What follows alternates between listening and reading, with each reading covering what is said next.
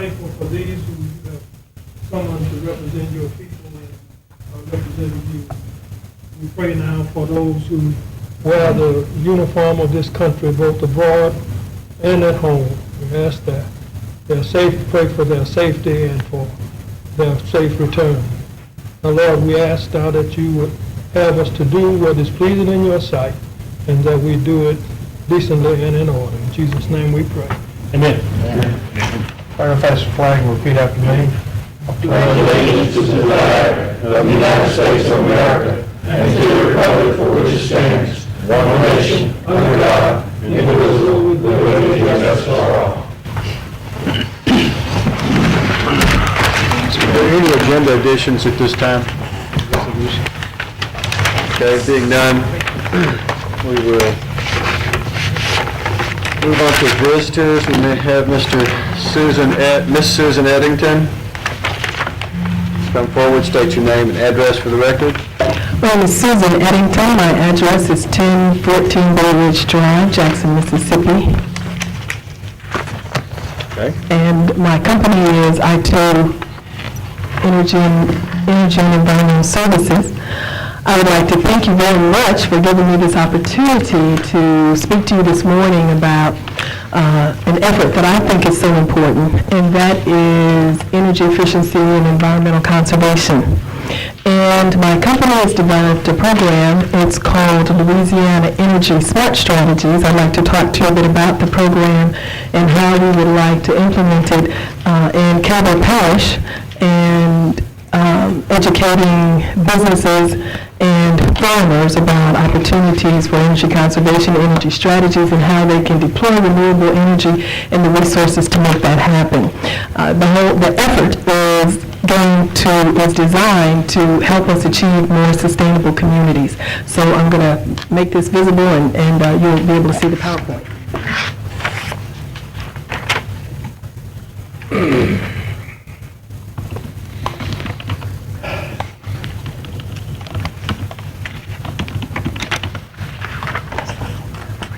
Okay. If it doesn't want to work that way, we'll make it work this way. The purpose of this program is to, as I said, help communities to become more sustainable. Our goal is to educate not just businesses but organizations. As you know, President Obama has considered deployment of renewable energy critical and vital to the nation's interest. But it's not moving forward, so I'm just going to have to run through without that. Part of our mission is not just in looking at having a sustainable community, but also helping businesses to understand that this is an opportunity, really, we consider it like a new frontier, to develop clean technology for the job opportunities that are available, for the business opportunities that are available, and of course it reduces cost, reduces greenhouse gas emissions, and those are the things that we're all familiar with. But although everyone talks about it, not everyone understands really what it takes to create a sustainable community, or how to move their business forward to deploy renewable energies, or whatever it takes that will give you the cost savings and benefit your business on the long term. That's what this effort is about. Put it up there. She has to. I'll tell you a little bit about Images. Images is the parent company for I2 Energy and Environmental. Our areas of specialization are environmental education, lead hazard control, workforce development training, energy management, renewable energy strategies, brownfield development, and other environmental services. Big or something. Our corporate commitment is first and foremost, briefly, is to look at what we call triple bottom line strategies. That is, first and foremost, looking at what benefits the people, what protects the planet, and finally, what saves profits. Profits are what generally motivate companies, but we put the profits last. That's what makes us sustainable. We care about the people. So in all of our efforts, we look forward to doing work that will build more sustainable communities, that protect the communities, and to protect the people that help to build a stronger community, which is why we build in workforce development, because often people don't look at how we can create jobs and build community as you're developing these projects. Our motto is, I too can make a difference. Each person can do something to make a difference.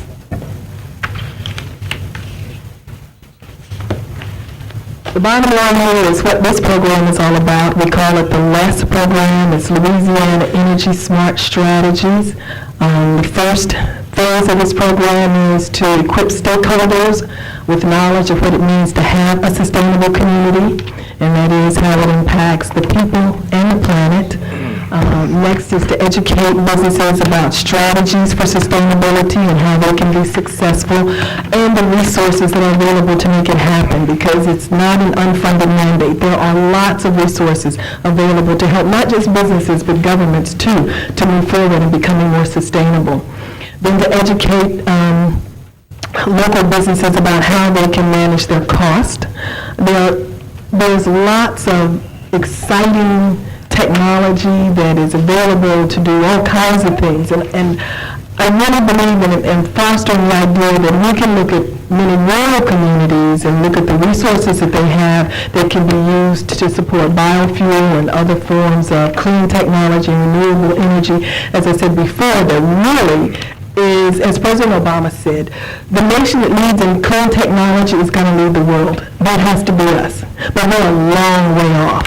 So our approach is to go community by community to help educate the people about clean technology, what the possibilities are. Even though our government has invested, we can say $58 billion, you can look at nations abroad. Canada has established a goal where all of their businesses and the government will use renewable energy by 2015. We're nowhere near that mark. It's possible for us to move our government and our businesses forward, but it can't happen globally. It's going to happen one business, one community at a time. And we will conclude this effort. The purpose of this effort really is to get engagement, to get people active in taking a role in having a more sustainable business or having a more sustainable farming opportunity. And so we'll do that with a recognition program at the end that recognizes those who have made tremendous progress or that have done something substantial, that have done something innovative.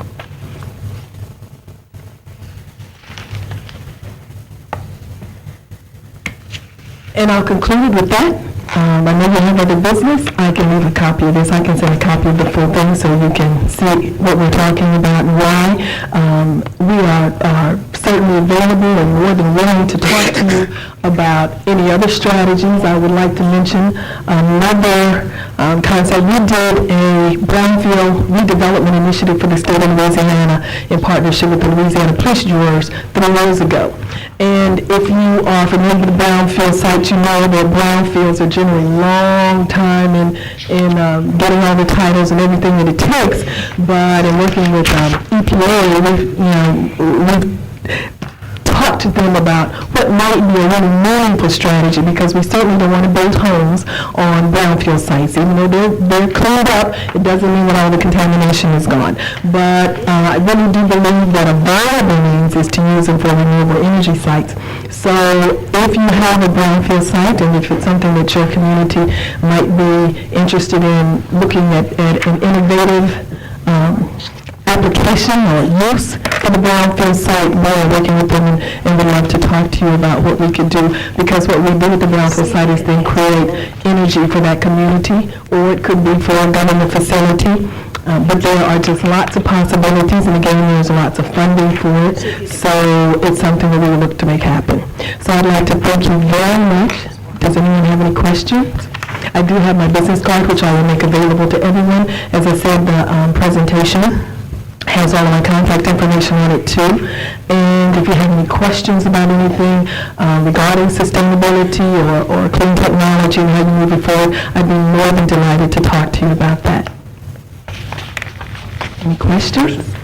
What role would we play in sustainability in the process? The first thing that we'd like you to do is to help us identify businesses and farmers, farms and in their jurisdiction that would benefit from this program. As I said, there is funding available. One of the big problems is that a lot of businesses have not applied for the funding, so we want to make them aware of what it is. We'd like your support. If you can support our effort for education financially, we'd appreciate that too.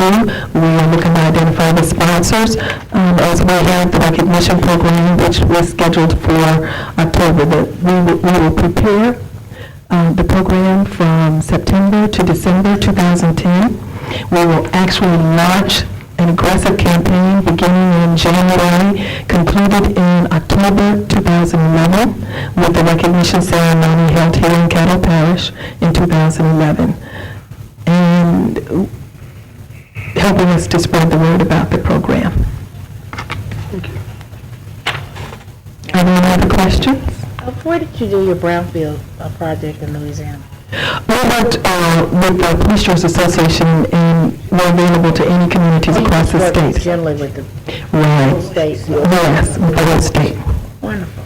Mhm. That was it. Thank you. Anyone else?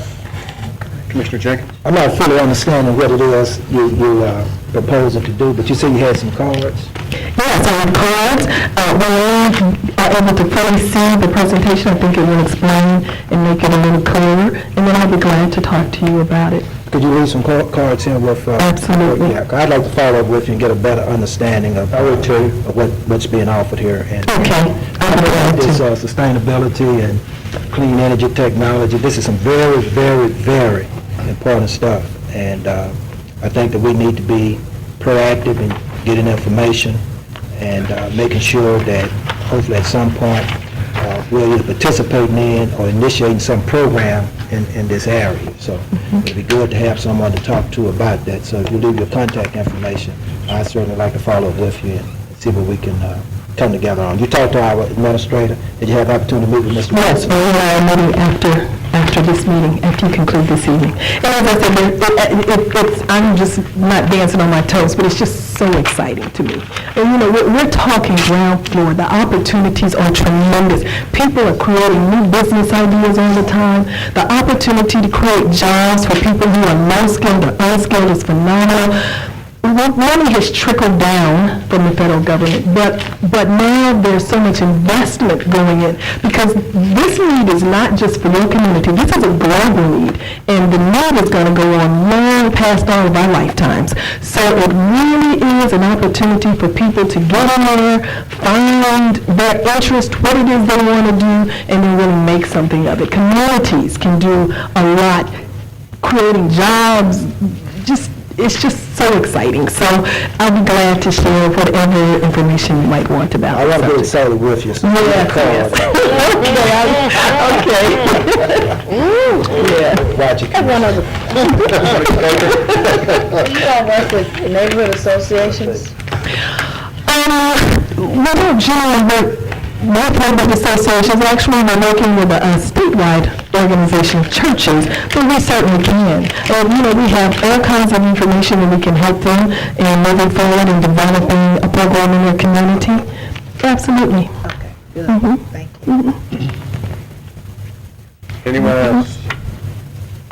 Thank you, Ms. Eddington. You're so welcome. Thank you very much. Thank you, Steve. Found your way this time, you wouldn't. All right, next we have Mr. Lee Jeter. You laughed last time. She ended up being attacked.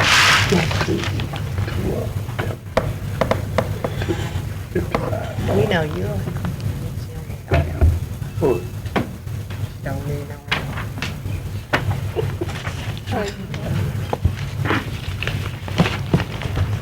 Good afternoon, Commissioner Escudé and the fellow commissioners. I thank you for the opportunity to be here this afternoon. I will not take up a lot of your time. What I actually came to address the commission about this afternoon is about the Phillips Center for Housing. And I do not believe that the Phillips Center has asked the commission for any financial support in the past. However, we're going to ask for your financial support this coming year through your grant opportunities. that we've applied for non-government funding through your agency. And specifically, I wanted to address where we're asking for support for an act that you would take it under consideration. My name is Lee Jeter. I'm the Executive Director of Phillips Center for Housing. Our address is 1512 Clay Street, Shreveport, Louisiana, 71101. The Phillips Center for Housing is a 501(c)(3) nonprofit. As you know, we've been building homes in the Allendale area, and at the present time, we've got over 42 homes in the Allendale area, an investment of over $1.8 million in economic development in that particular area. We recently acquired some property in Allendale area, which used to be an old liquor store. We acquired that property, lot 57 and 58, and then we additionally purchased 2 additional lots, 59 and 60, that was behind that old abandoned liquor store in the Allendale area. And our sole purpose for acquiring that property in the Allendale area was to bring a community grocery store to the Allendale area. And that's what we're asking for your support for, is to help support that community grocery store. We're hoping that this will be a nonprofit community grocery store that will benefit all of the citizens of the Allendale community, which the nearest grocery store in the Allendale area is approximately 7 to 10 miles away. As many of you know, there's a lot of clients in the Allendale area that are not mobile. They don't have access to adequate transportation, and it's very, very difficult to get on the bus and go shopping to bring back food into your community. And we've talked with the residents of the Allendale community, and they're truly interested in reinvesting in their community. This grocery store is going to create 2 to 3 jobs in the Allendale area. We're also working with a local grocery outlet that's in our local area, asking them to fund the grocery store that allow us to be able to purchase items at cost, where we can hold the cost down minimum for the citizens in that Allendale community, which we know the majority are below the poverty level. We also know that the citizens of that community, which 99% are on supplementary nutritional aid or food stamps, will reinvest through that process in our community. And so we're asking that when this grant opportunity comes before the commission, that you would look at it and you would seriously consider helping the Phillips Center to help the community in which we live, and that is the Allendale community, by reinvesting in that Allendale community through the grocery store. And I actually brought a photo of what the grocery store would look like if I could figure out how to work this Just sit up apparatus. there, sir, they're working it in the back. Okay. But it's a grocery store that's going to create 2 to 3 jobs. We've already got a business plan that has been developed by the Seminary College MBA program, and we have everything in place to make this grocery store a true asset to the Allendale community and to create some economic development opportunities. We're developers that build homes, but we believe that whatever we can do to benefit a community, it's going to help the community grow, and we think that's what this community grocery store is going to do for the Allendale area.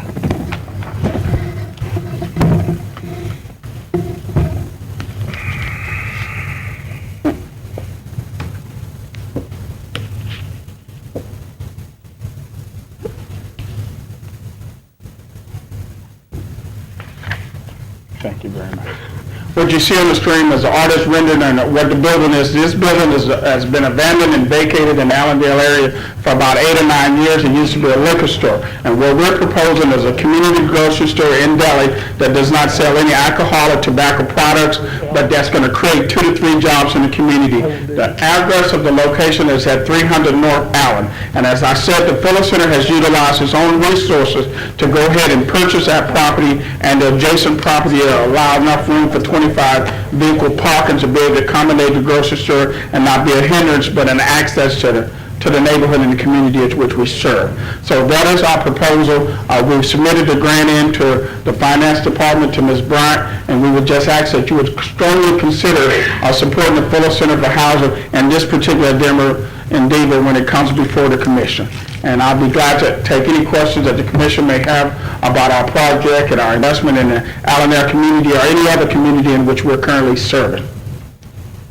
Yes, Commissioner Pearson. Yeah, I think that this project is well worth consideration, because there will absolutely, and when I talked to Mr. Jeter, my question was about alcohol. We got enough liquor stores in Allendale, and there would be absolutely no alcoholic products sold in this. This will strictly be a grocery store for people in that community to walk in and walk out and pick up some needed items without having to go across town to a major grocery store for those items. And I think that's, it's important as it grows, as that neighborhood grows, to have that type of facility there. And certainly we're going to, give it our best consideration. And I just wanted the rest of the commissioners to know that the issue with me has always been that alcohol. Because growing up in that area as a kid, every grocery store sold beer, wine, and whatever else you could drink outside. And what it does is produces lotteries. And I certainly opposed to anything that would produce that kind of thing, because then one thing leads to another, and before you know, there's some added violence that we don't need in that area. So I'm going to support it, and certainly going to see what we can do to give it our greatest consideration. Thank you very much, Commissioner. Commissioner, as I've said, the Fuller Center is a ministry, and everything that we do in the Allendale community, or whatever community that we're working in and serving in North Louisiana, is going to be within the agreements of our ministry. And our ministry basically build homes, and because we believe that is our ministry and what we should do, then we actually go out to the churches in the community that we're building in to support our building in those local communities. And that's why we typically do not ask for government agencies to help fund our building projects, which are our homes for individuals that are living at or below the poverty level, and 42 new homes in the Allendale area for citizens that are paying less than $400 a month mortgage, which has been an investment of $1,711 by the Fuller Center. And that does not count our investment of Greater Blessing, which are the renovation projects that we typically do in the communities that we build in. So that's another $105,000 investment that we've invested in the Allendale community just by renovation, owner-occupied homes in the area. And we're going to continue that process throughout North Louisiana. And we feel this is vital to the Allendale area as far as the returning population and the growth. And our goal within the next 5 years is to build 18 additional homes in the Allendale area, with 3 additional homes that we're going to be starting in March of 2011, which is going to be another $225,000 investment in the Allendale area. That's going to create housing for 3 additional families in that area. Anyone else have any questions? I thought I had a question. Our request button's not working, so you're going to have to do the old hand method. So, Ms. Lane? Let me ask, this is a one-time appropriation request? Yes, ma'am, this is a one-time appropriation request.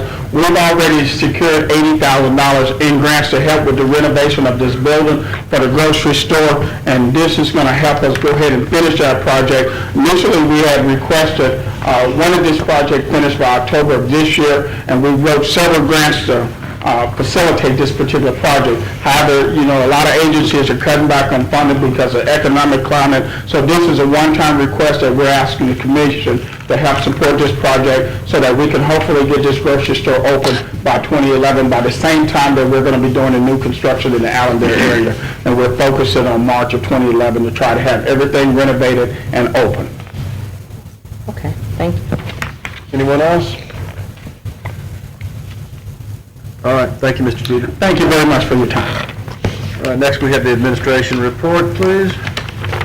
President Escudero, good afternoon, Commissioners. I have a few announcements for you today. I received a call today from Mr. Troy Taylor of the Governor's Office, and he's inviting all elected officials to a reception that's going to be held on Sunday, September 12th at 12:25 p.m. at the Oil and Gas Museum in Oil City.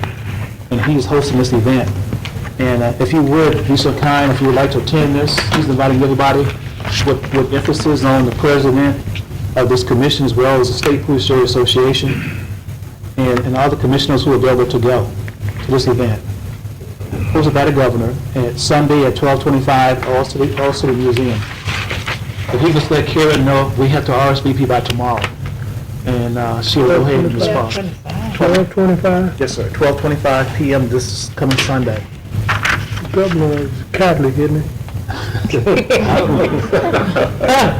worry, the Saints play Thursday. I'm good.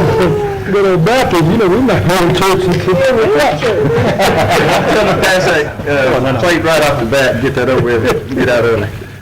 Ms. Karen will be here. Don't get lost up know there, that man. your intentions, we'll go ahead and RSVP on your behalf, Okay. if you'd like to attend. I'll be there. Okay, well, Just gotta go back. Yeah, all you gotta do is wait. Anybody thinks they're gonna get lost, just give me a call. Give you direction. I'm just happy that that the governor knows where all city is. But he is, I guarantee you. okay, the next item we have for you, you know, we participated in this HUD Sustainability Grant, and I have Ms. Stephanie Pedro, sorry Stephanie for mispronouncing your name, and she's going to give us a little update on the grant process and what it involves. All right, thanks, Mr. Wilson, and thanks to the commission for showing your enthusiasm and interest in wanting to learn more about the Sustainable Communities Grant proposal that the Caddo Parish Commissioner, along with 10 other consortium member bodies, participated in to apply for this HUD, EPA, and DOT grant. First, I just want to go over a little bit about what I'm going to talk about, and I also want to let you know that this is I'd like for this to be more of a Q&A session, and please, interrupt me if you have any questions about what I'm going to talk about. So I want to talk about what type of grant this is first, and the context of it, and then I'll talk about the deliverables as well as the partners, and the decision-making mechanisms that we have to define, as well as the process and the outcomes. So this grant is a planning grant. There were implementation grants available, but for cities that didn't already have a regional plan, we would fall into the planning grant category. So what this is a 36-month grant that will, at the end of the 36 months, will produce a regional plan for aligning our housing, transportation, economic development, and environmental plans with each other, the study area being Caddo Parish and Bossier Parish, and the two cities, and the two MPCs, aligning those with each other, and then aligning those with the 6 livability principles that HUD, DOT, and EPA have defined, which I'll brief you on those two. So I talked about our study area. It's a 365,000 region in northwest Louisiana. We mentioned that we're at the center of the Haynesville shale industry, and we highlighted that as something that sets us as a unique region in the nation that's really not experiencing the economic downturns as much as the rest of the nation. The issues that we're really looking for, what we're working on this plan to correct is sprawl and the effects of it, which includes a disinvestment in our core areas of the city, development that's encroaching on and fragmenting our rural areas, our infrastructure systems and service costs that's becoming more and more costly, and our high auto dependency and the likelihood of becoming non-attainment ozone status next year. Other issues that we addressed in this grant were the disparities in income and education between whites and African Americans, the affordable housing development model, which has been more of a project approach than a neighborhood approach, and so those were our issues. So we tried to characterize ourselves as, with the Haynesville shale as our positive, and then the issues with our negative. And so through that, we're going to try to create a regional plan to align all these plans together: transportation, economic development, environment, and housing from both parishes, and then through to the HUD sustainability livability principles. So one of the other deliverables, rather than the regional plan, is to have a sustainability index. And in the grant proposal, we had to fill out a form that looked at certain indicators like vehicle miles traveled, food security. And I can go over those. I don't know if you've received copies of the actual proposal. It's about a 70-page proposal, and in that you'll see the forms that I'm talking about. So that right there establishes our baseline for indicators relating to economic development, transportation, environmental factors, and housing factors. So a little bit more about the partners. NLCOG was the lead applicant, so they will receive the money, and the money I haven't mentioned yet is $2 million with a 20% match, $400,000.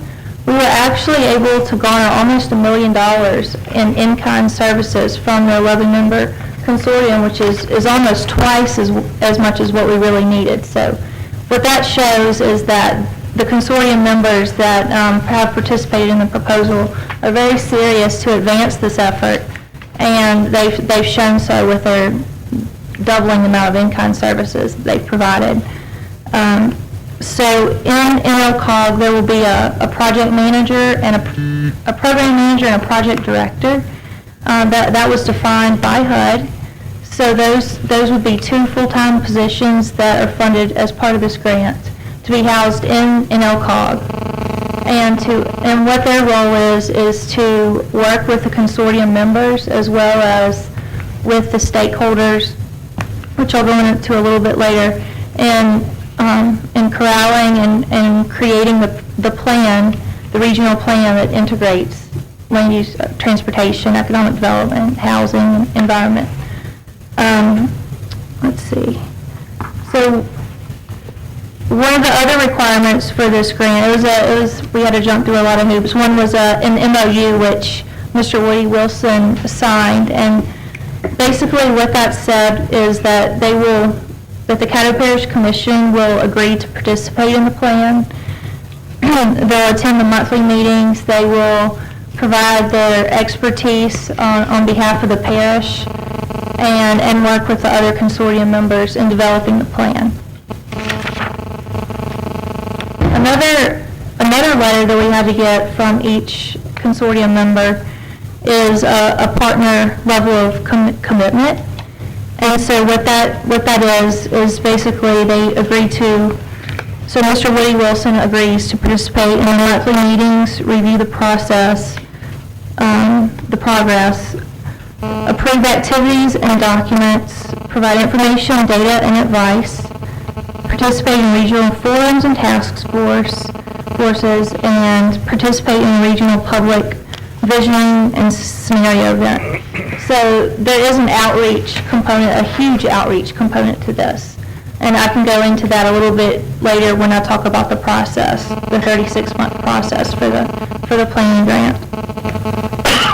The Caddo Parish Commission will also facilitate collaboration with other staff and with smaller communities in Caddo Parish, as well as with any consultants who may be working on an I-49 corridor plan and on water issues.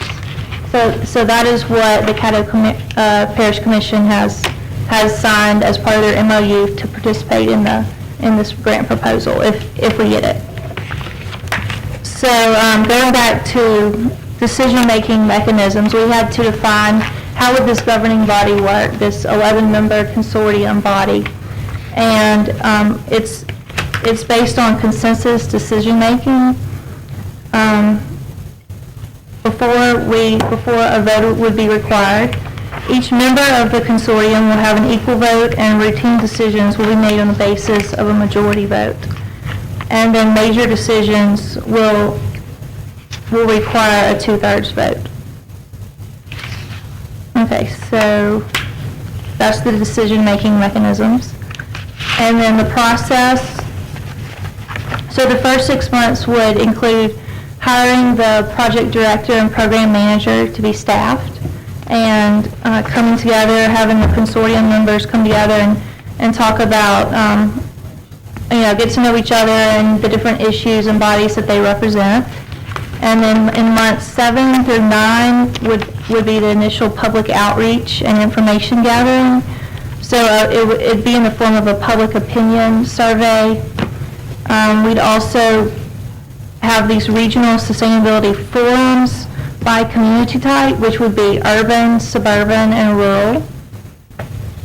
we'll have a stakeholder group, focus group. So the stakeholders would come in a level below the consortium members. So for instance, the Community Foundation is a consortium member, but they represent all the nonprofits in the area.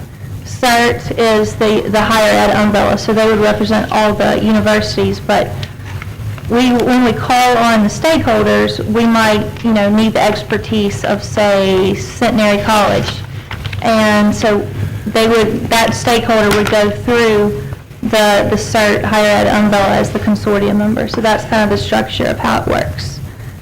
Months 10 through 12, we'll be organizing the visioning and scenario event. This is the big public outreach portion of the grant. Also including a media and outreach campaign. Months 13 through 15, we'll have the scenario voting to continue on. Months 16 through 18, the technical studies and modeling begins. So we have some initial data from the public, and now we're starting to build on the expertise that's already embedded within the consortium body. Months 19 through 21, you've got the development of the plan strategies for housing, transportation, economic development, and environment. And then months 22 through 24 is when the 5-year performance goals and measures to evaluate the progress will be identified, as well as investments and projects to be implemented. So months 25 through 27, you've got the completion of the draft plan, consortium review of the plan, the organization of more public meetings. This is the second round of the public meetings to be conducted through months 28 through 30. And the last 6 months we'll have the consortium evaluation of the public, from the public surveys, and finalizing the plan by signing this sustainability compact, and then having a celebratory event. So are there any questions on the process? Mr. Lynn? Recently, some of the commissioners met with the Shreveport Regional Arts Council, and the subject of alternative means of transportation between the Boda River Walk and the neighborhood and the Central Arts District in Shreveport was brought up. Is that tied in with this program? Yes, so it could be a project that would be identified as to be implemented as part of this. And so one thing to note is that if we don't get this grant this year, HUD is encouraging us to reapply and use the same data, the same narrative and everything, just modified a little bit on any kind of further proof of partnerships. And so one of the things that we had to define in this grant proposal was that we are already working together. These consortium members are already working together, and we gave examples. So what this would do with the commission, is it that's working with STRAC, would provide... Brought it up. I don't think any cooperative endeavor has been entered. It was something that was brought up and mentioned to us, or... Well, if it were to happen, then this would be a further proof of partnership that could be written and added to this same proposal and then resubmitted next year to hopefully get the planning grant. And what did they propose that we do if we did not receive this grant this year? Did you, if we don't receive it, well, there's different opportunities. I mean, like I said earlier, you've got more than twice the amount, almost $1 million of in-kind services. So the 11-member consortium body seems to be willing to advance this initiative with or without the federal funding to some degree. And I think that initiatives like the STRAC would provide that, just the foundation for what we're striving towards anyway. So I think that pursuing that already would really advance our opportunities to actually get the grant if we don't get it this year. That's all, Mr. President. Thank you. Anyone else? Stephanie? Yes, do you know how many awards are going to be made this first round? I don't know how many. I would say maybe only a dozen. And when did you say they were going to expect it to be made? We filed the grant on August 23rd. We have it in the budget and the time frame. We have to have this begin in the first of next year, so we hope to hear something by the end of this year. Thank you. Anyone else? Mr. President, where is, okay, if you don't get the HUD money, you're saying there's already some monies available for the planning?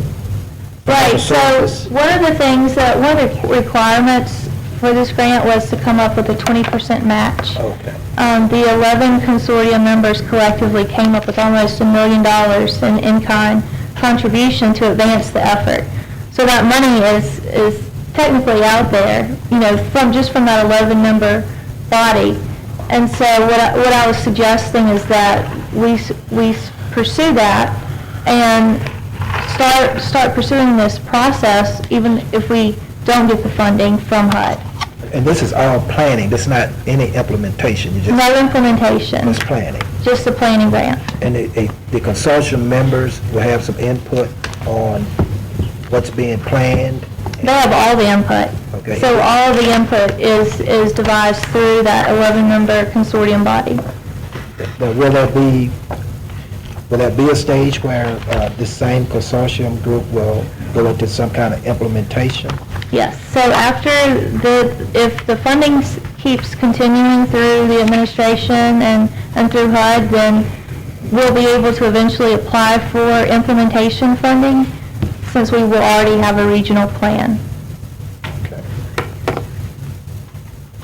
Is the city one of the consortium members? Mm-hmm. Yeah, so it's the two parishes, the two cities, the two MPCs, CERT, which is the higher ed umbrella, the North Louisiana Economic Partnership, the Community Foundation, and Red River Watershed Management Institute, and SHRAC, the Shreveport Regional Arts Council. Thank you, Mr. President. Anyone else? Thank you very much. Thank you, Ms. Stephanie. Appreciate it. Mr. Jenkins, the in-kind resources, what we get paid per hour, those who participated in the process, that's where that money came from. Commissioner, I'd like to have Mr. Keith McClung come forward to give you an update on the roof project of this building and the HVAC replacement. Save the best for almost last. There's no raindrops on your head, so. Nope. Good in here. Good afternoon, Commissioners. I'd like to give you a status of the roof replacement on this building. First of all, I'd like to introduce the architect and engineers, Richard LeBlanc and Don Young from LeBlanc and Young Architects, Jim Bowman and Wes Jordan from Pardle and Associates. They've worked real hard on getting some prints together that are out, currently being advertised for public bid. I think you've had a lot of interest in that, I believe, from all over. We plan on opening bids on October the 7th. Start the project by the end of October. It's a 4-month project, and we're doing the roof and HVAC at the same time with different contractors where maybe they can work together and save a little money, like a crane, for example. They might could, get together and say, hey, we'll share a crane, we'll have to pay for a crane twice, things like that, which will make the project complete by the end of February, first part of March. And this is all perfect world scenarios I'm giving you. I'm going to be honest with you. The rain can stop, equipment don't come in, but this is possible if everything lines up just right. The estimated construction cost, including architect and engineering fees, is $2,262,701. That's approximately $325,000 above what the city had proposed to do. The $325,000 is broke down the roof, $210,000, and the HVAC, $118,000 more dollars approximately. The additional cost to the parish is going to be 71%. $71,000. The parish already has $540,000 in 2009. They need $611,000 to complete this project at these numbers, which makes you need $71,000 more dollars. When the engineer and architect began designing projects, items were identified that were not in the city's original plan. Some of these are several new doors and frames on the penthouse need replacing. Old doors need replacing by new doors because they're rusted out. Replace exterior insulation system on parapet walls on the roof. That goes all the way around. There's some metal work and insulation that needs to be repaired before it falls off. Existing roof is built over 5-ply old roof, which causes a demo of 2 roofs instead of 1. That runs the cost up. Add freeze protection for HVAC system. Add chill water buffer tanks and a lightning protection system. That's generally why the cost went up, but if you want any more technical explanations than that, I have the folks here to answer that for you. Are there any questions? Commissioner Lynch? My question is about the $71,000. Is that coming out of your pocket or? No, Mike, no.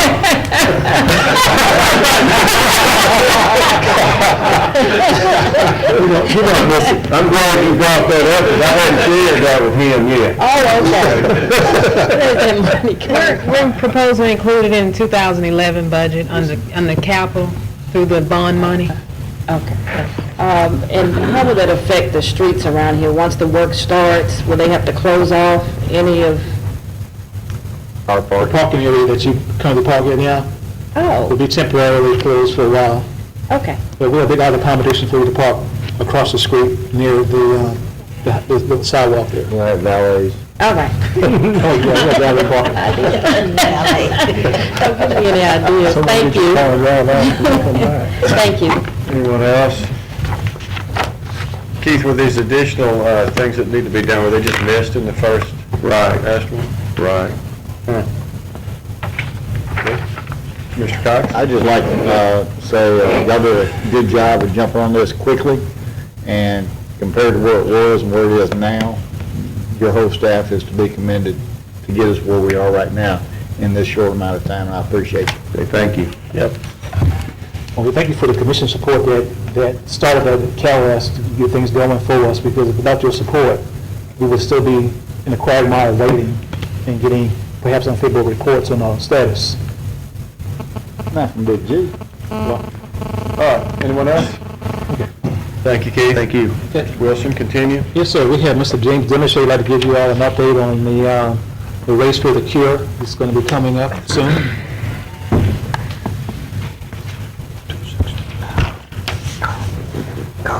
Good afternoon, Commissioners. As Keith said, they did save the best for the last. Once again, the Employee Council is, with the help of the employees, Caddo Parish and the Commissioners, it's time for a race for the cure. As you see, we've changed the T-shirts this year to a brown with the pink, continuing with commissioning for the cure. 300 T-shirts. This year has become bigger and better than last year. 300 T-shirts were ordered. As of today, we have sold 289 of those 300 T-shirts. Of that 289, we have 9 commissioners have bought theirs, so we're still missing 3 commissioners, and I do have your shirts with me today. In addition to that, we also purchased some wristbands, which has hope, faith, strength, and most important, survivor. And I do have a few of these left, so if you're interested, please see me after the meeting and we can get you what you need. And We had special shirts, and even accommodated Coach. Guaranteed the 3X will fit him. We'll see. But we can get up to 5X if we have to, Coach. We got you covered one way or the other. But the employee council has learned a lot in this process this year, that is bigger and better. We've had greater support from our fellow employees. Also, we've even had some individuals from the city. People are liking the shirts that we have chosen, and sometimes we had to turn them away because we were starting to run out. But we still have 11 shirts remaining to be sold. And that's an update that we have. Yes, ma'am, I'll get it, make sure. Which one? Anyone have any questions for Mr. Dumashev? Thank you, James. Good job. There's just one last item, on your schedule for the retreat. You're scheduled to meet with us the second time on November the 12th. The request that we change that date to November the 10th. We had a conflict that we didn't anticipate. So we moved it from a Friday to a Wednesday, if you don't mind. We did have a budget retreat last Friday with the staff. Did a pretty good job of getting everything down to the range we need to have things in. So we look forward to meeting with you all, to talk to you all about capital projects and other things associated with the budget this coming year. And we're going to be meeting with you all on 28th of September for our first budget retreat. You send us an email on that. If you could get Karen to email us with those dates, I appreciate it. And I'll give you an updated schedule Thursday. Thank you. Yes, sir.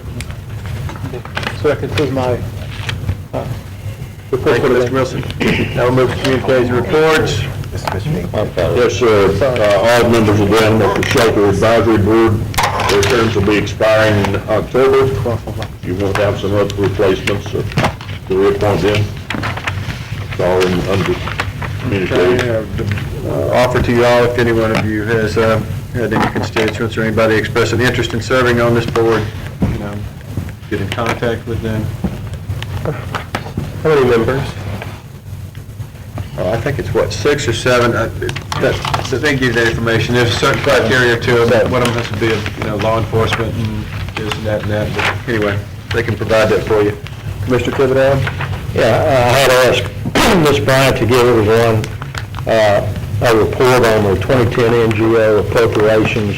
As you know, at the end of July, the reports should have been submitted by everyone that received money from us. And she has shown here if the reports have been submitted and if they were in compliance. And Ms. Bryant, if you could you email us, and for those that you have a no, they're not in compliance, let us know why they're not in compliance. I can do that. Okay, thank you.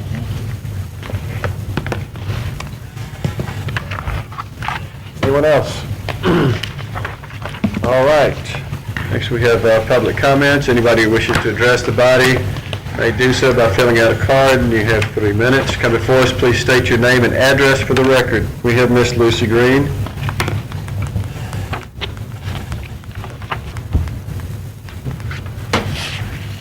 Good evening to everybody. My name is Lucy Green.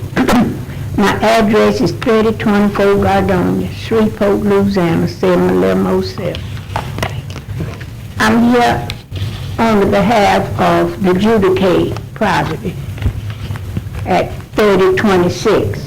I've been coming down here talking to the mayor, and they said I would have to talk to the parish. Well, that property, 3026, I've been cleaning it up over 10 years. Cleaning up the ditches and keeping it clean and everything. Well, I signed up to buy it 2004. And Mr. James Whitaker signed my papers. Is he here? Yes, ma'am. Mr. Whittington is here, ma'am. And anyway, he gave me a letter, Mr. Abram owned the property. And he said Mr. Abram was ill and he wasn't going to fool with it. I went down there to buy it. And he told me, I got my letter and everything, he said, don't pay anything until I send you a letter. I never would get my letter. So by me cleaning it up the property for over 10 years. I kept it clean. And the lady in the back, well, I signed up in 2004, and so anyway, I cleaned that property up for over 10 years. And last year, I didn't know she had kind of moved under me. She signed up to the parish. And so the city told me I have to talk to the parish about it. And I wondered why that they did give it to her, and she never have did anything. Everybody around there knew that I was clean. I cleaned it up, and I had my letter. So I'm here today to talk to the parish about it.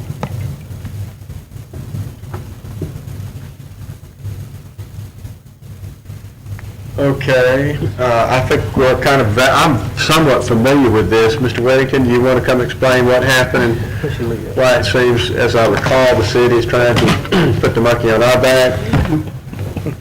Take responsibility. How you doing? I'm good. Good to see you. I'm fine.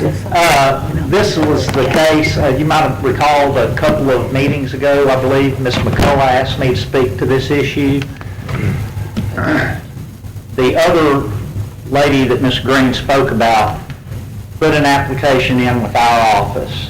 In the meantime, Ms. Green, as I appreciate it, went to the city of Shreveport, to Mr. Statlander's office. If I'm talking out of turn, you tell me. That's right. And what typically happens is Mr. Statlander would notify me saying, I've got Ms. Green here. She was wanting to do it by virtue of maintenance under the dollar program. Right. She lives next door. That didn't happen. So they didn't check with us to see if we were working something. They took Ms. Green's application and continued to work it until they got to the very end. I believe they even called you and said, come in and sign the papers. Yes, sir. And we had already sold the property months before. Now, I know the city has even gone out and offered to purchase the property from the lady who ultimately bought it and to turn and give it to Ms. Green. And I think the city sent either a letter or a resolution or something to you, President Escudé, asking us to rescind the sale to our buyer. Well, I'm not going to do that. That's an act of terrible bad faith, but yes, continue. That's basically it in a nutshell. So the city, we administer this program. Except the dollar program. Okay. And is it incumbent, so who dropped the ball? Did Mr. Statlander drop the ball? The city dropped the ball. City dropped the ball. Okay, and now they want to fix it for Ms. Green, but they want us to turn around and go ahead and undo something that was properly done. That's correct. Well, I think the city needs to figure out how to make amends to Ms. Green or something. I mean, Ms. Green, if somebody slaps you and I see him and I go slap him twice in your defense, I don't think it makes me right. It might make me honorable, and that's what we're faced with. The city's asking us to do something that would hurt somebody else to correct their error. I think they need to be honest with you. That's right. About who messed up and see what they can do to help you. And I wish you the best of luck with it. Well, that's what I say, because I'm the one who did all the dirty work. I understand. I understand. I worked hard, and everybody knew it, and she knew I had papers on it. She lived right in the back of me. And I didn't understand how the city council did me like that. Because I was out there in the winter, summer too, raking and cutting that grass and cleaning it up. Nobody but me. When they tore down all that glass and stuff, I picked it up. This property is in the city? Yes, sir. It's right next door to me. MLK neighborhood up in Commissioner McCullough's district. Okay. And I worked it hard and kept it clean and everything, nobody but me. And I wonder why I did all the work and they did me that way. I even went to buy it in 2004. And I waited for my letter, never did get it. So I said, well, I'll sign up for adjudication. And I won that. What did the letter that you, Jimmy, what did that letter, she's saying that you told her? Yeah, I went to him, and he told me, I wrote my name and everything, he told me. This was basically an application that was sent out, which was filled out in 2004, but never submitted. And he told me he gonna send me a letter, and he never did. He said, don't pay anything this spring until I send you a letter, his card and everything on it. And I waited and waited, and he never did send it.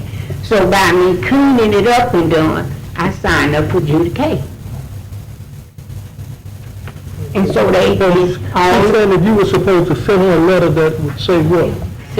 No, not the stamp letter, the city was supposed to send her a letter.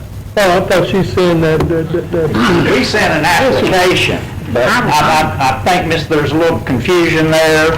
I told Miss Green, I believe at that time, she was going to go down and pay the taxes. Right, everything, and he told me to wait. I said, don't do that, because you're just taking care of somebody else's tax problem.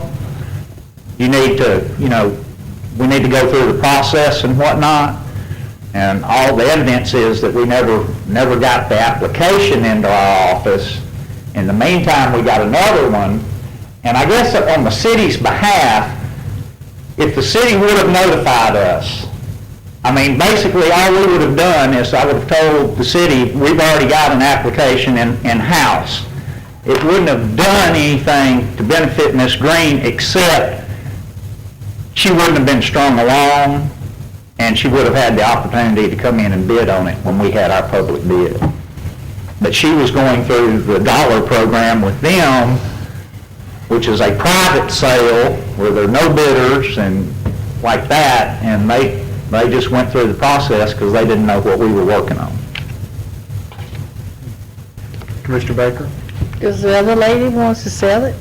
Well, I don't know what, but she knew I was cleaning it up and everything, and so now, I have been told by Mr. Statlander with the city that he has personally gone out and talked to the buyer and inquired as if she would be willing to sell the property to the city, and the city in turn was going to turn around and sell it to Miss Green or donate it or whatever to try to cure the problem. And it's my understanding from talking to Mr. Statlander that the buyer said that she was not interested in selling at any price. And she bought it through adjudication from us. Yeah. And I got to say one other thing, the city council declared it surplus and the mayor signed our deed. And this is all prior to Miss Green's problems. and see, Miss Linda had called me and got all my information she gonna send me a letter to come down and sign the deeds. And that was in April the 2nd. I was out there cleaning, and two little boys came by. They had wanted dog food, and I paid them $5 each day just to give the little kids money to buy the dog food. And the lady was in the backyard, cutting her yard. I didn't even know she done tried to undermine it.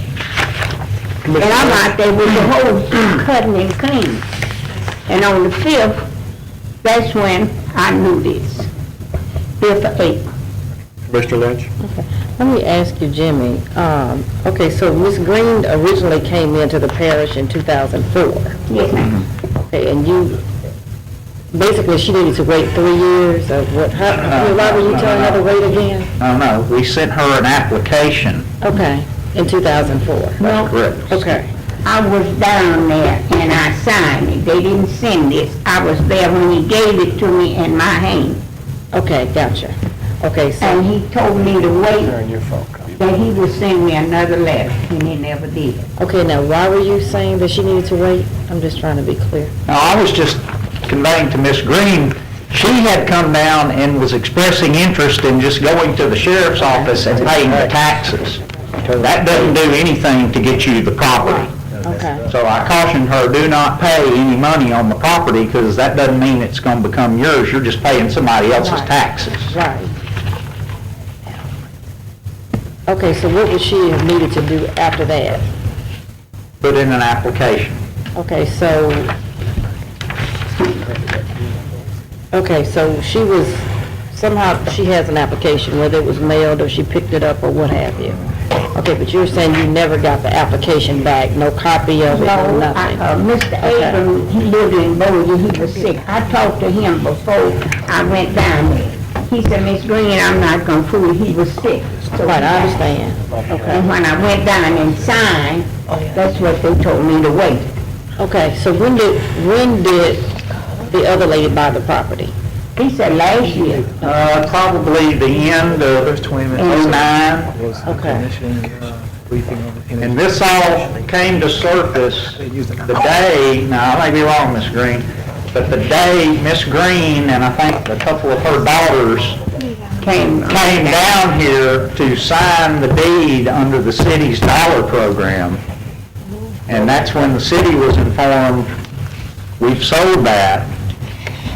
And then they got to looking and they had never notified us. Okay, but if they had notified you, you didn't have an application on file. Yes, we did, to our buyer. You did? To our buyer that we sold it to. Okay, gotcha. Okay, I'm trying to get. That's what I'm saying, all So they- now, what process is in place? Are they saying that now we're gonna make sure we call you, or have you? They do it all the time on the dollar deals because they're. In this case. Right, well, they have to, because, I mean, oftentimes on those dollar deals, I mean, Well, I know you're saying they have to, but in this case, they did it. they did not. And they have apologized to Ms. Green for their mistake and acknowledged it. And like I say, Mr. Statlander personally told me he went out there as a representative of the city to try to buy the property. And that didn't, for whatever reason, that didn't work. Thank you. Well, I feel like this, I did all that cleaning and work when city council never showed up, and then I'm the one out there doing all the work, cutting all the grass and cleaning it up, putting all the limbs and everything, and she did nothing. And I feel, what is they doing for me? Commissioner Thibodeau? Yeah, I noticed we have an adjudicated property on Gardania. Is it by the grace of God, possibly on the other side of her house, maybe? It's right next door to me. It's right next door to me. No, yeah. Okay. There's a lot in that area. And I wish I could. Is there anything around her house, close by? You know, But this is my house right here. He had a lot right side of me. And her house was in the back of it. I was cleaning up and doing But before. what I was asking, is there possibly another lot, maybe on the other side of you, or? Well, that was my daughter's lot. She died. And she got children and things. But now what I did, I cleaned that lot up over 11 years and I paid for the house being tore down and hauled off. But nobody, none of them never give me a nickel. My lot and those two lots, I worked hard there, clean them up. to answer your question, Commissioner Thibodeau, we can look. You can go ahead and leave. And I can call Miss Green. I've talked to Miss Green several times on the telephone. We can look. I mean, there's no shortage of adjudicated property in this area we're talking about. Maybe we'll get lucky and there's something real close by that she might be willing to accept. What it is. Commissioner Cox, we need to move along, so he needs to ask you a question, okay? Real question, you maintain all this property for 11 years. What does it look like today? Are you still cleaning it, or? Well, now, probably what I was signing for adjudicate. Okay, all I need to know is, you cleaned it for all these years. Are you still cleaning this lot? I still pick up, but not her up there, because she put up, She signed the paperwork and got the lot. Have you cleaned it since then? I cut, no, she What's got it look like? she hauled bed in there and everything, she cut She's improving trees. it. She cut trees down and then she put a gate, well, I don't Okay, that's all I need to know. because I know the law. Okay, thank you, ma'am. Mm-hmm. Ms. Green, Yes, sir. I assure you, there is truly very little we can do, but we all know city councilmen, several of them real well, and I'll be talking to every one of them I know, because they need to find out some way to give you some sort of satisfaction. Thank you so much. I appreciate that. All right, very good to you. Thank Have you a so good day. much. Thank you. All right, let's see, any more other members of the public wish to address the body? Very good. New business, please. So on this one, 5022, sales adjudicated property. Moved by Commissioner Lynch, seconded by Commissioner Pearson, move to Thursday. Is there any discussion on this motion? If not, please vote.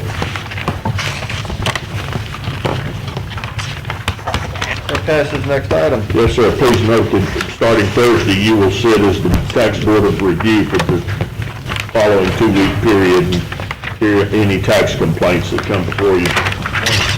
All right, new business. Resolution 46, for the issuance of $6 million limited tax revenue bonds. Moved by Commissioner Pearson, seconded by Commissioner Dominic. Any discussion? Commissioner Thibodeau. Those are englobo 46, 47, 48, and 49. There'll probably be discussion on 50, so I'll stop at 49. Second. All right, it's been moved and seconded that we englobo resolutions 46, 47, 48, 49. And seconded by Commissioner Dominic. Commissioner Lynch? We ask on the resolution 46, the collection of the special tax, that's an existing tax, or? Yes, Explain ma'am. that to me. No new tax, no. It's an existing. No new tax. Okay, so that's an existing tax? I guess I'm, What does it say, tax? what says the collection, the funds are, the It's funds? 6 million of the last 10 million we have in bonds. Okay, no, wait a minute now. No. You said 46? Let me make sure now. Let me make sure. That's all issue we have before you today. And if you like, I can have Mr. Grant explain to you, Ms. Lynch, so you can have a better understanding of it, if you don't mind. Okay. Hey, Grant. Hi, this is Grant Schroeder with Udell Bond Council.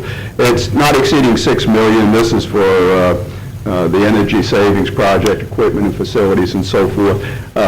This is using existing revenues to repay this loan. It is no new tax of any type. The pledged security will be the general alimony tax of the parish, but you can repay the loan from any available sources whatsoever. I'll just throw in quickly, as we proceed with this process, the interest rates are at record low rates right now, and these 20-year bonds, believe it or not, are selling currently in the 3.5% range. So they're very, very low. Okay, so the 6.23 is an existing general alimony tax? Right, that's your basic, that's your... Oh, I thought you meant like alimony. It's a general. It's your non-voting operating tax. So, okay, this is the general fund. Right. Okay. And the reason we provide for that tax to secure this bond issue is it makes it very, very strong. It's almost the same as the general obligation bonds you issued the last few years. So you're going to get the lowest interest on it, and you're going to get the highest bond rating, but you can actually repay from any available funds that the parish has. Okay, so, because we're already collecting the 6.23 mils. Correct. That's what I need to. Okay, let me ask, my second question is under section 3 where it says Foley Judell is hereby requested to do and perform comprehensive legal and coordinate professional work as bond counsel with respect to the issuance and sale of the bonds. What other professional work would that include? That's the standard employment section in all resolutions adopted by this Caddo Commission. It provides for our employment to handle all aspects of the bond issue, to ultimately render our legal opinion concerning the tax exempt status and the legality of the bond issue, and that approval by this commission is subject to approval by the Attorney General's office and approval of the fee by the Attorney General. The other professionals specifically would be who? Would that be, I know we have bond attorneys, the bond attorney, but who else would, what other, I guess, professionals would be employed? No other professionals that provide solely for our law firm. Okay. Okay, so everything is contained within Foley and Judeo? That is correct. Okay, gotcha.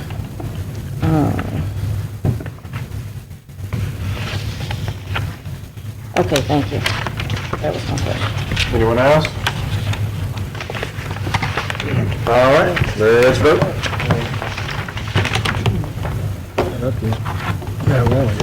Vote on the global motion, guys. That passes. Thank you.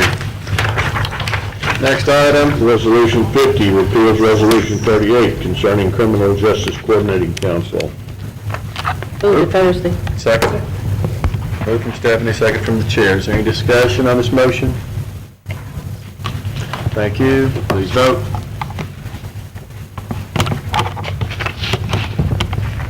And that passes. Next item, please. Resolution 51 endorses Bullard materials for the Louisiana Quality Jobs Program and Tax Exemption Program. So moved. Moved by Commissioner Baker. Second by Commissioner Epperson. Is there any discussion on the motion? Do we know what they'll be manufacturing? Pardon me? Well, do we know what they'll be manufacturing? I looked at the application. Do you know? Eric, Wood, do y'all know? I'm not Okay, familiar can with we this. find out? I will find out for Thursday. Thank you. Should vote on materials. Thank you. Georgia merchandise. All right, we'll vote to move to Thursday. Any more discussion? Let's vote, please.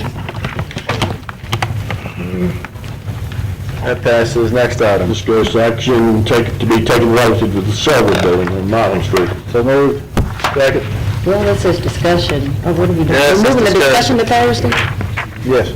Well, we can move it to Thursday, but first, Okay. you moved it? Yeah, I moved it. And Stephanie seconded it. No, I I don't did. know. Seconded it. Okay, doesn't really matter. Who wants to speak about it now? Anybody? Anybody? I guess, Speaking of the discussion, I don't, are we discussing it today or We Thursday? can discuss it today, we can discuss it to move to discuss it again Thursday, oh, okay. okay? I put it on the agenda because simply this, so we need to study it and ask the administration all the questions that we want to ask in the next couple of days, because the foundation wants an answer. You know, if we want it or not. I mean, you know, that's all. So we need to make a decision. So I just want a proper discussion. Yes, sir. All right. I have not seen or have not been privy to some of this. The foundation now, they want a decision. Are we trying to meet some deadline for the foundation as to giving them an answer? They want to give out, I imagine they want to give out their books for their fiscal year, and so that they can benefit of the donation and everything else in this year, or whatever benefit it is. So they're trying to get it done by the end of the year? No, that's fiscal year. I said I imagine, that's my guess. Do not know, Okay. you know, what their motivation is. But do anybody know, can anybody answer the questions I'm asking? The foundation, is there some deadline for us to make a decision on this, or is it, I think they may have their own self-imposed deadline, Commissioner Jenkins. have they communicated it to us? Yes, when we told them that, we told them we're government, we move a little bit slow sometime, but they said, okay, they're okay with that, but they would like to get this thing resolved on their schedule before the end of the year, I know, for sure. Just like we did the new coroner's building, I think that went even before the end of the year, I think end of October sometime. So it's their urgency that's determining the guidelines for what we need to do on this one. And what information, do we have now, specific information do we have about the building right now? I thought a committee, I'm sorry, Mr. Wilson. We provided everybody the square footage. Sir? We provided everybody the square footage on this building. And I think what was asked of us is what was the cost of the building to construct a similar-sized building, what will it cost to demolish the building, and all those questions I think we passed out in the packet about 3 or 4 weeks ago to everybody on the committee. And if he didn't get commissioning, Has the committee met on this? yes, sir. Has there been a meeting of the committee on it? Yeah, we even took a tour. Say again now? Took a tour. I went on the tour, but has the committee met since then on this to discuss it? Has it been It's over it. has there been a committee meeting on it? I get a point of information. Yes, sir. Please. They called and asked, stated, you know, we just heard that there was a building for donation. They asked if some people, I think, had looked at the facility. Then, I think I questioned, the committee's responsibility at the meeting when I first heard about it. So the one that wanted to meet and go out from the committee and look at it, that's what we did. We have not met as a committee to further discuss. Now, the information that I requested was the old study for space and needs that we had some time ago, and any other relevant information to be passed out to the committee persons, because I thought at some subsequent time in the future, the committee would meet and further discuss and deliberate on this issue. So, so the committee has not really met to further discuss this. I just asked for information to be provided to committee members because I thought we'd peruse it and look over it, and then we call a committee meeting at some point in time in the future, because it was my understanding that there was no particular rush in the matter. And I think we were looking at another building, the Finner, because I tried to get, maybe we could look at both those in the same day, but that could not be done. So no, the committee has not met. The information I requested was that those things that I asked for be given to the committee persons, and then I thought at some point in the future, we would meet as a committee and further deliberate it. And then I got a call, John called and told me that they probably wanted us to act on it a little sooner, and he was going to put it on the agenda. Okay, now, of course, I don't have any problem with it coming to the agenda. It's just that I know I took the tour, and now they're saying that this is a donation. I thought they wanted us to purchase this building from them or give them some money or something. Not donation. It was truly a donation? Sir. All right. Now, when I took a look at the building, you know, I like the location, but that building is not in the best shape, and that's what my concern was. I thought we may see some facts and figures on what it was going to take to rehabilitate that building in some form or fashion. And we went to that extent to try to see if there's some facts and figures on that? Yes, sir, we did. We provided committee members the cost. I'm on the committee? Huh? I'm on the committee? Is Sam Jenkins on that committee? I don't think so. Okay, so the committee members got that information? Yes, sir, we did. It'll help me to see it. I'd like to know. But let me tell you where we are, Sam, so you'll know what I know they can provide. Okay. What Kim has alluded to, if we accept donation of this building, okay, it's going to, we have a certain fixed amount that they have numbers on that it's going to cost just to secure it, Right. and so that we can set on it until we decide long range what the use of it will be. That's where that committee will have a lot of work to do, is deciding in the future who's going to be where.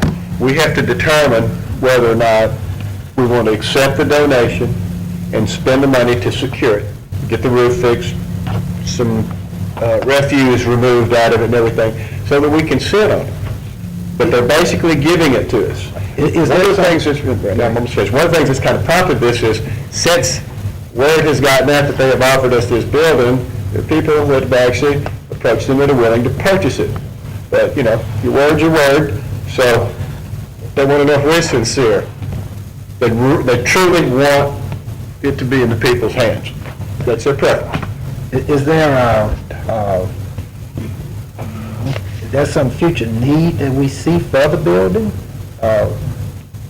I mean, as far as a use by the parish for that building, is that something that needs to be looked at later on, or we're not at that point yet? Is that what we're saying? Well, I'm saying this, I heard Commissioner Thibodeau say that if we didn't want it, they could give it to him, and I said, I'm ready, and we'll take it and sit on it, because if nothing else, it could be torn down for a parking lot, torn down for green space. It's an asset, The problem with things like this is even though somebody may be giving you something, there's still a cost involved in maintaining it all, but we're in a position to certainly accept this building. I think eventually you have to assume, we hope our population will grow here, and as our population grows, I'm sorry to say, we need more judges, more district attorneys, more of those kind of things. Eventually, we'll need it, but it's a long-range thing. So the question is, do we want to take it and sit on it and eventually develop it or not? But we have no immediate need for it. No immediate need. No, sir. Well, I'd like to see some, it would be helpful to me to see some facts and figures on it as far as what it would cost, number one. Could we supply everybody with the information on what it's going to take to secure that building and sit on it for a while? Thank you. Has there been any, okay, hang on. Have we went to the extent of any kind of environmental inspection of that building? Keith, you want to come up and answer that question? We'll tell you exactly what we did, Commissioner Jenkins, on that building. Sure, for man. We haven't, but there was a report provided by the foundation that has kind of a general of what that building needs. As far as us getting somebody out there, we haven't done that. There's some, of course, the roof needs to be replaced because they're getting a lot of water. A lot of pigeons in there that's caused a lot of problems. That has to be cleaned up. Quite a bit of mold in there that has to be taken care of. Keith, what's the projected cost on that, on the roof and the remediation of the interior of the building? Was it $500,000? About $500,000. It's in that report, I think $500,000. There's a report out on it? Yes, sir. There's a report out on it? We'll go to tomorrow, Mr. Jenkins. Yes, sir. Well, I'd like to just see as much as I can on it. I mean, I haven't made up my mind one way or the other, but it would help to know.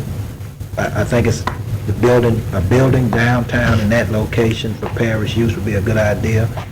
But to secure a building for nothing that's going to cost a ton of money to fix up, or you may never be able to fix it up, you know, that's something else I need to think about. So that's why I want to see some facts and figures on it. But my mind is open on it. Mr. Epperson.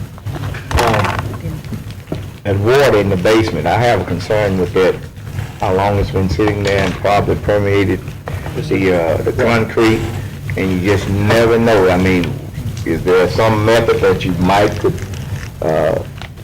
that could be sealed off? Because we had a situation at the airport, we thought we could put people in the hangar for a shop, and we found out that mold was in there. They just had to really gut that thing completely and almost just completely redo it because of the period of time that it had sat there and had been leaking, and they couldn't do anything to just seal that mold out where it wouldn't be a problem to inhabitants. So I would like to maybe see an environmental study of that situation with all that water in that basement as to in a negative ramification that could happen because I certainly we want to get that, spend $500,000, then come in, pump the water out of whatever it is, and find out that it's going to be a problem because it's sit there and it just permeate the structure clean down to the ground, after all that period of time, and could cause environmental concerns to inhabitants. Commissioner Lynch? Do we have the offer, I guess, in writing? Do we have the offer of donation in writing? Not yet, ma'am. We don't have that in writing yet because once we agree to it, then we'll go forward and get the attorney to draft that up. But it's all verbal right now. We don't have anything in writing yet. Well, I mean, the offer of the donation. No, Or is this all verbal conversation? Yes, ma'am, as far as I know, because they called us initially and asked us if we would consider taking this building if we wanted it. And that was immediately brought to the commission. But I haven't seen anything in writing yet. Okay. Do you know if we'll be able to insure the building? I'm assuming they have insurance on it. Yes, ma'am. We added to our existing policy. With all the problems that are there existing? Well, I think it's our intention, if you all agree to accepting the building, to go and put it in a state that it would be suitable to leave it standing over a period of time. That is to remove all the To water. be insurable? Yes, ma'am, it'll be our building, yes. Okay, just because it's your building doesn't make it insurable. Yes. Well, it's our plan to completely gut the building and take it down to the concrete and the walls. So it would not be a problem getting it insured once we finish. How much is that estimated to cost? Okay. We would, to insure the building, ma'am, it would, our premium is... No, I mean to do all the stuff he's talking about doing. To get it to a position where it can be insurable. Okay, I think the number we were kicking around, Commissioner Lynch, was $500,000. That may be, we might have to add some more to that once we get into it. But right now, it's $500,000 for the roof, to remove the pigeon droppings, and to get all the water out of the basement. Okay.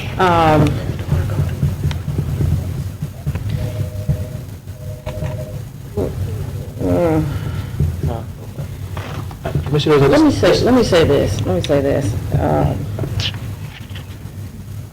I have some concerns about all of this being verbal. There's, the offer not being in writing. I certainly, and I'm not going to get on the soapbox about this today, but the commission has a process in place that has worked effectively for us, the committee structure, and to where we can be deliberative, and this process can be participative and collaborative, and where some of these issues can get worked out, whether that's a need for the environmental assessment to make sure that we know and understand really what we're getting into.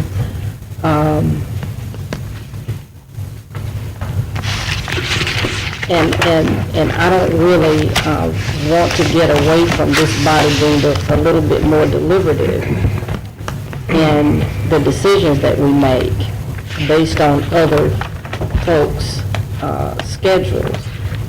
And kind of, our experience with the city and some other entities when we've been rushed and not really taken our time and been deliberative about what we're doing has not really worked in our favor in the past. And accepting a building to basically sit on it. I guess my other question that would help me with this particular building is, and I guess I may need to ask Ms. Eddington.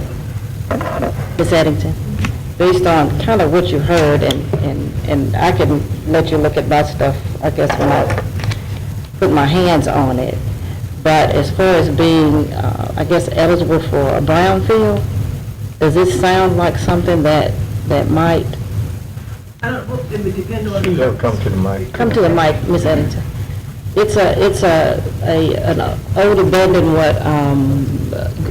It's a retail store? It's a retail store across the Used to be a courthouse. retail There's store. no environmental Yeah, thing a there, retail so store doesn't sound like it would have any kind of contaminants. I mean, when you think about a brownfield, do you think about maybe an old... But with the mold or with the... That might need remediation. Right, That might definitely need, well, obviously it needs remediation based on you saying there's been standing water, there's mold. And just my suggestion would be first have an environmental study done and see what the situation is and the cost to determine if it's feasible to move forward.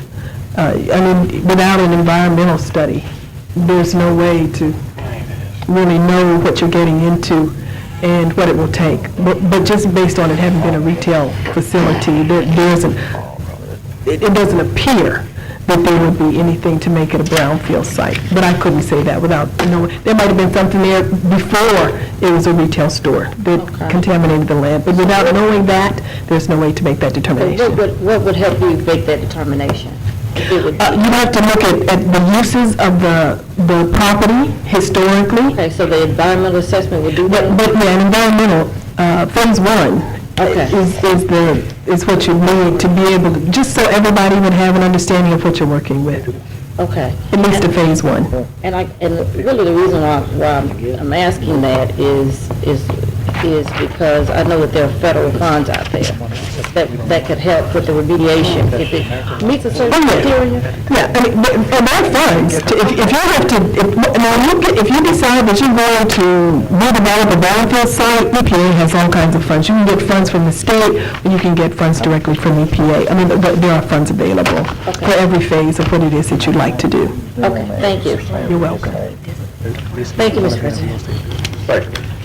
After we got the verbal offer from the foundation, and then the committee got the information, is there any reason why the committee hasn't met to make a decision? That's what, I just spoke to Mr. Epperson about it, maybe he can help us move along. The only reason that this is up today is to bring it up so that we can continue with the process and put a little urgency to it, because they want to know something. As far as it not being in writing, it doesn't bother me. They approached us and said, we have a building, our board has voted, if you want it, we'll give it to you. So, and they're the ones that are pushing us, yes or no. So I'm not worried about business. Well, that's not it. I'm just saying how we, I don't Mr. think we should Epperson's drag agreed to our call a feet meeting with as it. soon as possible so we can consider these matters, yes.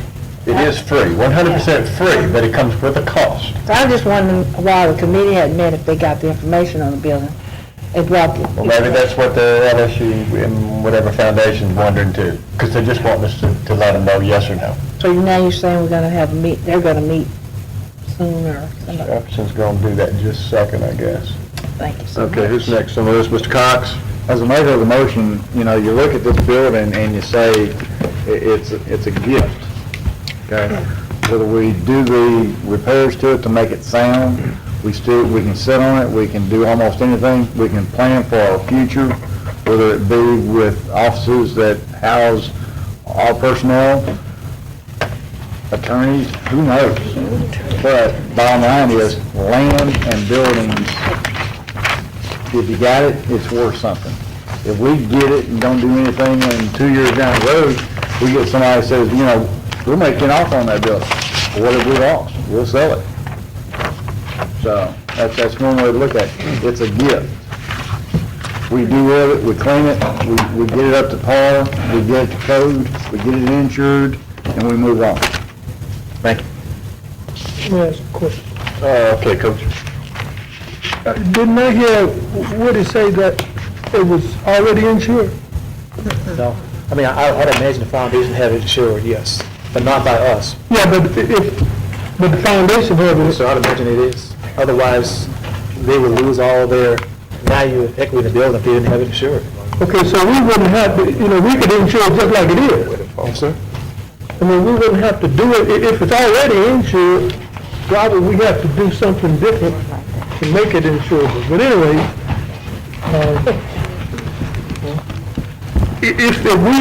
they could not have built anything on top of the brownfield, like, you know, like the old service station that left the tanks in the ground.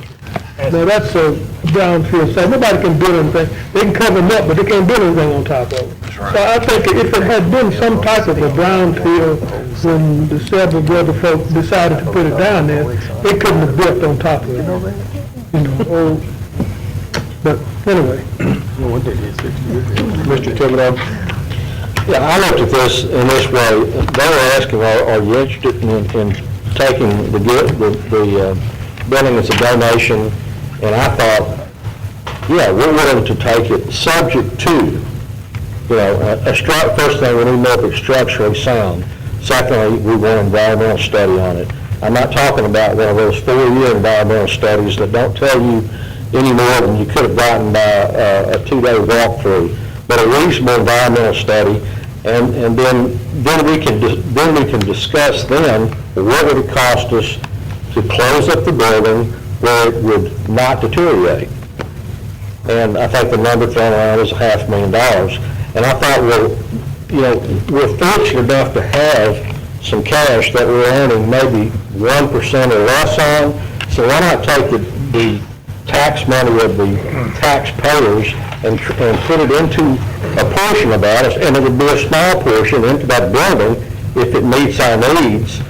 And perhaps later on, either we can use it and we would have it at a much lower cost than if we went out and bought a building brand new or started looking for a building. Because once once people hear the commission wants to buy a building, you'd be amazed how much that building's fixed to go up in value. Secondly, if we end up not using the building, but we have taken it and just kept it where it doesn't deteriorate, and we sell it, as Mr. Cox said, there's the possibility that the taxpayer will make a nice return on their money. So it's not like we're taking, it's not like you're drawing everything out of your savings account and throwing it on the table over one of the roulette tables. That's not what we're doing. I think we're looking at a possibility here where we can be prudent, take a little portion of the cash money that we have in an account, and very possibly, either through our own use or through the sale of the property in the future, we can save money for the taxpayers. And that's primarily what I think our obligation is as a commission. Whatever money that we receive on behalf of the taxpayers or from the taxpayers, I think it's our responsibility to, number one, not risk it foolishly, and second, to look to get the greatest return on it that we can. And I think this offers a possible opportunity. So I think all we're looking to do right now is to say, yeah, I think we may be interested, subject to these items taking place. We need to be satisfied that there's certain things that we feel protected with, and then we might want to follow through with it. But for us to just toss it out and not even consider it, I think is very irresponsible on our part. That's all. Mr. Lynch? Let me, Mr. Wilson, can you get a copy of that insurance deck page on the building from the foundation? Because I don't know how else we would know if they have insurance on that building, if we don't even have the offer in writing. And then the second point I wanted to make on the brownfield, they've greatly expanded, I guess, the definition of a brownfield from its original limited, I guess, definition when the government first started doing them. So I still think that provided we get the environmental assessment, that we can possibly ask Ms. Eddington to look at it and see if there's a possibility of it meeting the criteria, so that instead of us spending our money, we can spend some of the Sam's money for remediation. Thank you. Mr. Lynn? Mr. Wilson, at this committee meeting concerning the Silver Building, will you give a cost analysis of demolition versus land cost in this area? Yes, sir, we have that. Thank you. That's all, Mr. President. Mr. Epperson? In light of what I've heard today, I would like to call a committee meeting for September the 17th, immediately following the work session. And the information that the commissioners has requested of the administration, I'd like that presented to all the committee persons as well as all commissioners. In addition, pardon? Whenever Monday, I'm sorry, that's the 6th, 13th, the 20th. 20th could be the next work session, right? September. Yes, sir, that's correct. The 20th. Okay, September the 20th. Monday, September the 20th, immediately following the work session. Okay, the information that has been requested of the commissioners, provide that to all commissioners, plus the committee members. In addition, I would like an analysis of any space that we have available that may be used for storage or anything other than human occupancy in any buildings that we have in immediately adjacent to the courthouse, and that'll be the Beckham building. See if we got some rooms or something up there with storage, or we got records or whatever it is, any analysis of any space that may be available. So that's what I'd like to add in reference to this situation. Okay, we got that meeting scheduled. Anyone else? At this time, we need to post. We don't need to do anything at this time. It's been discussed, so we'll just let the motion go away. We'll go to the next item. Authorize travel for Commissioners Baker and Lynch to attend NACO large urban county caucus. Second. Moved by Commissioner Baker, seconded by Commissioner Lynch. Any discussion on the motion? Yes, Commissioner Kelly. Are you all serving on any of the committees? Is that why you're attending? Both of us. Okay. Yes, sir. What? Vote on the motion, please. All right, next item. Okay, resolution proclaiming 9/11 Remembrance Day. Moved by Commissioner Pearson. Second. Seconded by Commissioner Baker. Any discussion on the motion? All right, vote please.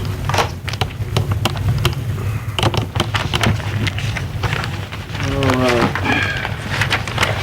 Next, our consent agenda. Like it does it. One quick deal, there's a policy and procedures meeting Thursday at 2:30. You'll be receiving a notice by email. All right, one last announcement. It's Commissioner Cox's birthday. Happy birthday, David. 1 year away to get his golf card, I believe. Meeting adjourned. We will receive gifts later. You lose your weight by walking.